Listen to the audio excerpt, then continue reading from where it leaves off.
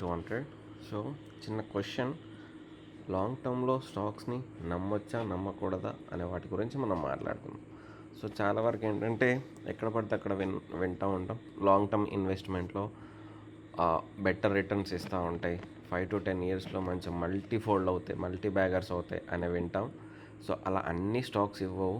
ఈ కాంపిటీషన్ వరల్డ్లో ఒక్కొక్క బిజినెస్లోకి వందల కంపెనీస్ వస్తున్నాయి, నెంబర్ ఆఫ్ కంపెనీస్ లిస్ట్ అవుతూనే ఉన్నాయి.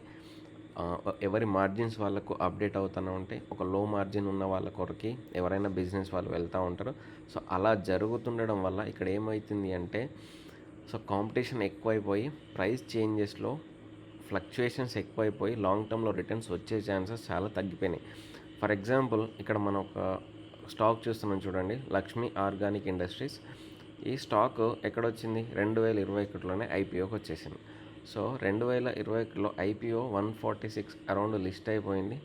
ఇక్కడ కొన్న వాళ్ళు చాలా హ్యాపీగా ఫీల్ అయి ఉంటారు. ఇక్కడ నుంచి కంటిన్యూస్గా 628 వరకు వెళ్ళిపోయింది అన్నట్టు. సో కంటిన్యూస్గా వెళ్ళిపోయింది. ఇక్కడ ప్రాఫిట్ బుకింగ్ చేసుకున్న వాళ్ళు హ్యాపీయే. ఇక్కడ ప్రాఫిట్ బుకింగ్ చేసుకోకుండా ఇక్కడ నుంచి అరౌండ్ 300 చేంజ్ నుంచి ఎంటర్ అవుతూ ఇక్కడ 600 వరకు ఎంటర్ అయ్యే వాళ్ళ పరిస్థితి ఏంటి? సో ఒక స్టాక్లో బయింగ్ అండ్ సెల్లింగ్ రెండు ఉంటాయి.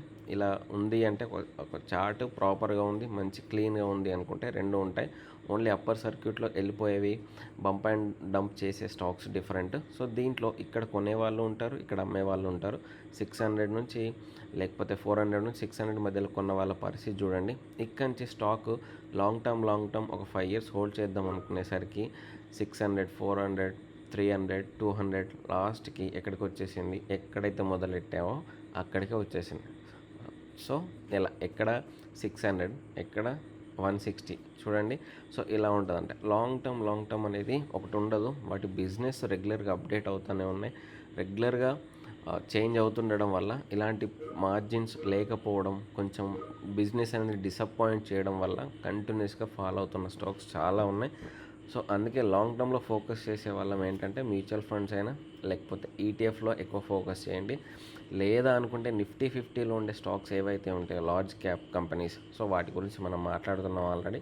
ఇంకా కొంచెం మాట్లాడదాం. లాంగ్ టర్మ్ ఫోకస్ చేసేవి వాటిలో మాత్రమే ఫోకస్ చేయండి అంతే. ఏ స్టాక్ పడితే ఆ స్టాక్ నేను లాంగ్ టర్మ్ హోల్డ్ చేసుకొని పెట్టుకుంటా అంటే సో ఇలానే ఉంటుంది అన్నట్టు. సో ఇక్కడ నుంచి ఆల్మోస్ట్ ఇక్కడ ఎంటర్ అయిన వాళ్ళు ఇక్కడ 21. సో ప్రజెంట్ 25 అంటే 4 years ఆల్రెడీ వీళ్ళ మనీ లాక్ అయిపోయింది.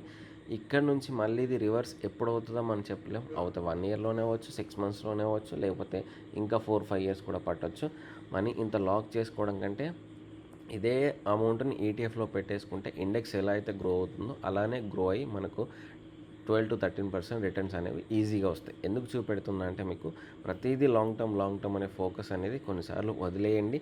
లాంగ్ టర్మ్కి ఏంటంటే ETF, mutual funds, large cap funds, that ఎన్ఎస్సిలో ఉన్నవి నిఫ్టీ 50 లేకపోతే నెక్స్ట్ 50 ఇలాంటివి మాత్రమే ఫోకస్ చేయండి. ఓన్లీ నేను చెప్తా అంటే ETF, mutual funds better for long term. Stocks అనేవి షార్ట్ టర్మ్కి చూడండి. ఇక్కడ ఎంటర్ అయిపోయి ఇక్కడ బుక్ చేసుకున్న వాళ్ళకి బెటర్ అన్నట్టు. ఇక్కడ 149 దగ్గర ఎంటర్ అయిపోయి 600 వాళ్ళకు లేకపోతే 500, 100%, 200% ప్రాఫిట్ రాగానే బుక్ చేసుకున్న వాళ్ళు బెటర్. ఇంత హోల్డ్ చేసిన వాళ్ళకి 0 రిటర్న్స్, ఇక్కడ కొన్న వాళ్ళకి మళ్ళీ అక్కడే ఉందన్నట్టు. సో ఇలాంటి స్టాక్స్ ఉంటాయి అని చెప్పనీకి మాత్రం వీడియో చేశా. Thank you. జై హింద్.